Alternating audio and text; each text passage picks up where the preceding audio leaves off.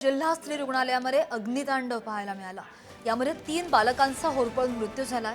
6 बालकं गंभीर जखमी आहेत। व्हेंटिलेटरमध्ये स्फोट झाल्यानं आग लागल्याची माहिती आहे। रुग्णालयातील नवजात शिशु अतिदक्षता विभागाला आग लागली आणि जिल्हा स्त्री रुग्णालयातल्या 3ऱ्या मजल्यावर ही घटना घडलेली आहे। 36 बालकांना सुखरूप बाहेर काढण्यात यश आलंय।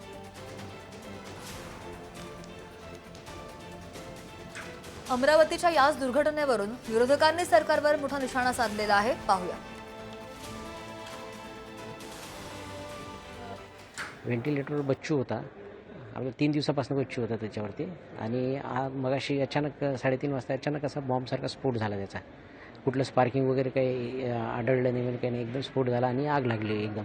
तर धूर एवढा झाला की आम्ही म्हणजे पटापट बाकीचे मुलं बच्चू बाहेर काढले, पण धूरच एवढा होता की बाकीचे काढताना आम्हाला अडचणी येतात। मी आलो तेव्हा मी तिला काचा वगैरे फोडल्या आणि आम्ही प्रयत्न केले, पण अपयशी ठरलो। त्याच्यामध्ये दुःख आहे। टोटल किती बच्चू होते? त्याच्यामध्ये 9 बच्चू होते त्यामध्ये। त्याच्यापैकी तिघांचा मृत्यू झाला आहे आणि बाकी कुठे हलवले? बाकी आपण सुपर स्पेशालिटीला हलवलेले आहे, काही दुसऱ्या याच्यातले PDMCला हलवलेले आहे। ते सध्या ठीक आहेत बच्चू, स्थिर आहे। NICU आहे। इथे 3 कंपार्टमेंट आहे। त्या कंपार्टमेंटमध्ये एक जो कंपार्टमेंट होता त्याच्यामध्ये आग लागली। प्रायमा फेसी ते आग असे जो व्हेंटिलेटरमध्ये लागली दिसली आहे। त्याच्यामध्ये एकूण 9 मुले होते। त्यापैकी दुर्दैवानं 3 मुलांची मृत्यू झालेली आहे। बाकी 6 जो आहे सुरक्षित ठेवलेले आहे। सर, आता जे 3 मुलांचा मृत्यू झालेला आहे त्यांची काही तपासणी होणार आहे का? त्यांना कुठे ठेवण्यात आलेलं असेल सध्या? त्यांचे जे आपला जे नेहमी जो तपास आहे ते होणार आहे।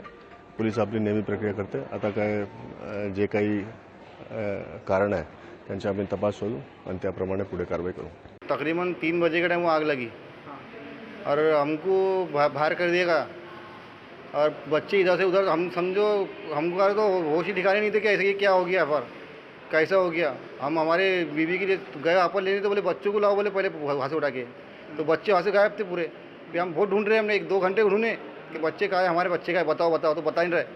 फिर बाद में हमको बताया 4 बजे का टाइम, 5 बजे का टाइम कि तुम्हारे बच्चे हमने वहाँ भेज दिए, वहाँ जाओ देखो। तो ये पे हाँ आके देखे तो हमारे बच्चे यहाँ मिले हमको कंडीशन हालत में। यहाँ तो बच्चे को यहाँ पर सुपर में एडमिट कराए। सुपर में एडमिट करा तो बच्चे की हालत अभी नाजुक है और उसको हमने यहाँ पर डफरी में इसलिए एडमिट करे थे क्योंकि उसकी सांस लेने की भी दिक्कत थी। सांस कमज़ोर था, वो ले नहीं रहा था, तो वहाँ 8 दिन से हमने यहाँ एडमिट था। तो रात में ये हादसा हो गया और यहाँ पर अभी उन्होंने सुपर फैसिलिटी में यहाँ पर लाके एडमिट करा दिए। अब यहाँ पर हमको बच्चे का कुछ भी लोकेशन बता नहीं रहे हो कि बच्चे को क्या हुआ है, उसको चटके लगे हैं कि क्या है, कुछ ऐसे यहाँ पर अभी कुछ बता नहीं रहे। आता राज्याचे जे मुख्यमंत्री आहेत देवेंद्र फडणवीस, ते हे राहुल गांधीमुळे झालं असं म्हणणार आहेत का? काय की पंडित नेहरूमुळे झालं? तुमचं राज्य हे रसातळाला गेलेलं राज्य आहे। आरोग्य, शिक्षण, रस्ते विभाग, कुठे एकही खातं नीट चालत नाही। मुलं जळली जात आहेत, मारली जात आहेत, खड्ड्यामध्ये लोक पडून मृत्यू होत आहेत आणि तुम्ही हे राहुल गांधीची स्पर्धा करताय। राहुल गांधीची स्पर्धा तुम्हाला शक्य नाही देवेंद्र। या क्षणी दुर्दैवी घटना आहे। 3 लहान मुलांचा, ते सुद्धा गरीब मुलांचा मृत्यू तिथं झालाय। 6 मुलं अजून सिरियस आहेत असं आम्हाला कळतंय। त्याच्याचबरोबर 21ला जी घटना घडली होती त्यानंतर एक मोठी कमिटी निर्माण केली गेली होती आणि त्या कमिटीला आदेश दिले होते की महाराष्ट्रामध्ये जे सर्व हॉस्पिटल आहेत तिथं अशा घटना परत कधी घडू नये यासाठी आपल्याला काय करता येईल। तर अनफॉर्च्युनेटली ते जे काही दुर्दैवाने तो जो रिपोर्ट आहे अजूनपर्यंत त्याच्यावर कुठंच कारवाई झाली नाही, त्यानंतर ही घटना घडली। त्यामुळे जेव्हा एखादा रिपोर्ट दिला गेला आहे त्याच्यावर काम करण्याची जरूरत आहे। त्यामुळे 6 महिन्यामध्ये त्या रिपोर्टबद्दल तुम्ही प्रत्येक तालुक्यामध्ये असणाऱ्या हॉस्पिटलबद्दल काय करणार आहात हे लोकांना तिथं सांगावं आणि ही घटना घडली त्याच्या खोलात जाऊन जो कोणला व्यक्ती जबाबदार आहे त्याच्यावर कारवाई होणं महत्त्वाचं आहे। 2 वर्ष आधी पण हे असं झालं होतं। 2 वर्ष आधी असं झाल्यानंतर मग ही नवीन बिल्डिंगमध्ये ते सगळं NICU शिफ्ट करण्यात आलं आणि आज या नवीन बिल्डिंगमध्ये जर इन्व्हर्टर ब्लास्ट होत असेल तर मग कुठेतरी इथे इन्फ्रास्ट्रक्चरच्या याच्यामध्ये काहीतरी तर दुर्लक्ष झालेलं आहे आणि म्हणून या गोष्टी झालेल्या आहेत। आता जे मृतक आहेत त्यांच्या कुटुंबियांना कंपन्सेशन देण्यासाठी मागणी दिलं पाहिजे। Compensation, respectfully compensation. गरिबाचं लेकरू आहे म्हणून सरकारी दवाखान्यात येतं, श्रीमंताचं लेकरू सरकारी दवाखान्यात येत नाही। तर दुसरीकडे अमरावती जिल्हा स्त्री रुग्णालयातील आगीच्या घटनेवर आरोग्यमंत्री प्रकाश आंबेडकरांनी सुद्धा प्रतिक्रिया दिली आहे. या दुर्घटनेच्या यांत्रिक चौकशीचे आदेश दिले गेलेले असून चौकशीमध्ये आमच्या यंत्रणेकडून कोणतीही चूक झाल्याचं स्पष्ट झाल्यास संबंधितांवर कठोर कारवाई केली जाईल असा थेट इशारा आरोग्यमंत्र्यांनी दिला आहे. पहिली प्राथमिकता होती की जितकी तिथं बालकं आहेत त्यांना पहिल्यांदा वाचवणं. त्यामध्ये बऱ्यापैकी काम केलं. त्यातली 6 बालकांच्यावरती बाकीच्या हॉस्पिटलमध्ये उपचार सुरू आहेत आणि ते सुरक्षित आहेत. आता काय काळजी करायची गरज नाही.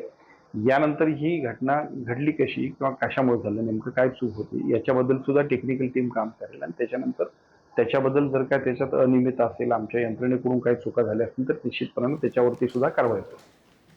आणि याच घटनेची महसूल मंत्री बावनकुळेंनी सुद्धा गंभीर दखल घेतली आहे. घटनेच्या चौकशीचे आदेश दिल्याची माहिती बावनकुळेंनी दिली आहे. मृत बालकांच्या नातेवाईकांच्या पाठीशी सरकार ठामपणे उभं असून प्रशासनाकडून आवश्यक ती सर्व मदत केली जात असल्याचं त्यांनी स्पष्ट केलंय. ज्या 6 जखमी बालकांवर उपचार सध्या सुरू आहेत त्यांच्यावर खासगी रुग्णालयात उपचार सुरू असून त्यांच्या उपचाराचा खर्च सुद्धा सरकार करणार आहे. या घटनेमध्ये जे 3 बालकं दगावली आहे, खरं तर हे फार दुर्दैवी आहे. त्यांचा जीव परत आणता येत नाही.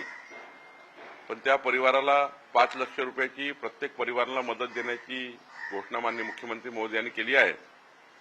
आणि 6 बालकं जे प्रायव्हेट हॉस्पिटलला आहेत त्यांची पूर्ण व्यवस्था आम्ही करणार आहोत. खरं तर ही घटना जी घडली आहे ती चौकशी आणि ती पुढे येईल.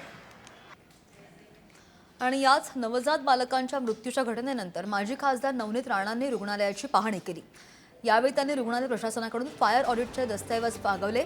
फायर ऑडिट बंधनकारक असताना त्याची योग्य चौकशी झाली का याची तपासणी करायला हवी अशी मागणी सुद्धा राणांनी यावेळी केली. दोषींवर कठोर कारवाई करण्यात येईल असा इशारा सुद्धा त्यांनी दिला. ऑडिट झालंय का ते पाहावं लागेल. आणि जे स्प्रिंकलर आहे ते का सुरू नाही झाले, कारण आता आपण सगळे पत्रकार सोबत आतमध्ये उभे होतो तर तेव्हा तो 1-1, 2-2 स्प्रिंकलर सुरू होते. त्याची ऑडिट कोण करताय, त्याला मॅनेज कोण करताय आणि का सुरू नाही झाले आणि सिलेंडर आतमध्ये असल्यानंतर ते कसा ब्लास्ट होते ते सगळी गोष्टीची इन्क्वायरी करणं. आणि मी स्वतः मंत्री महोदयशी बोलणार आहे, रवीजी मंत्री महोदयशी बोलले आहे आणि याची इन्क्वायरी 100% होणार आहे. जेही कोणी दोषी असेल त्याच्यावर कडक पद्धतीने कारवाई नक्की होईल. आणि याच बातमीचा आढावा आपण घेतो. ही बातमी सविस्तर पाहूयात. नेमकं झालंय काय? अमरावतीच्या जिल्हा स्त्री रुग्णालयातील अतिदक्षता विभागामध्ये व्हेंटिलेटरचा स्फोट होऊन 3 नवजात बालकांचा मृत्यू झाला. ही गंभीर घटना रुग्णालयाच्या 3ऱ्या मजल्यावर घडलेली आहे. 3ऱ्या मजल्यावर 3 अतिदक्षता कक्ष आहेत. तिथं जवळपास 39 नवजात बालकं उपचार घेत होती आणि या घटनेनंतर आतापर्यंत 32 बालकांना सुरक्षित ठिकाणी हलवलं गेलंय. त्यापैकी 6 बालकांना सुपर स्पेशालिटी रुग्णालयात दाखल केलं गेलंय. दरम्यान या घटनेची माहिती मिळताच जिल्हाधिकारी आशिष येरेकर आणि जिल्हा शल्यचिकित्सक डॉक्टर विनोद पवार यांनी रुग्णालयात दाखल होत परिस्थितीचा आढावा घेतला. चिलर कंपनी याचा जो पुरवठा आपल्याला झाला होता, पुरवठादारकाला पण नागपूरहून आम्ही बोलवलेलं आहे.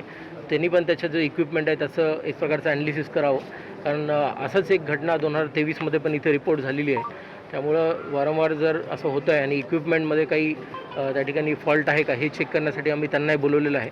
आमची पोलिसांची फॉरेन्सिकची टीमही सकाळी त्या ठिकाणी येऊन गेली. आम्ही सगळे जे माहिती आहे एक प्रकारचे आपण म्हणता येईल जसे सर्टिफिकेशन्स म्हणा किंवा काही आपल्याला फॉल्ट व्हिजिबली दिसतो आहे का, या सगळ्या माहिती आम्ही घेतो आहे आणि पूर्ण याच्यामध्ये चौकशी ही डिटेलमध्ये केली जाईल आणि त्याच्या अंती याच्यामध्ये आपल्याला निष्कर्षाप्रती पोहोचता येईल.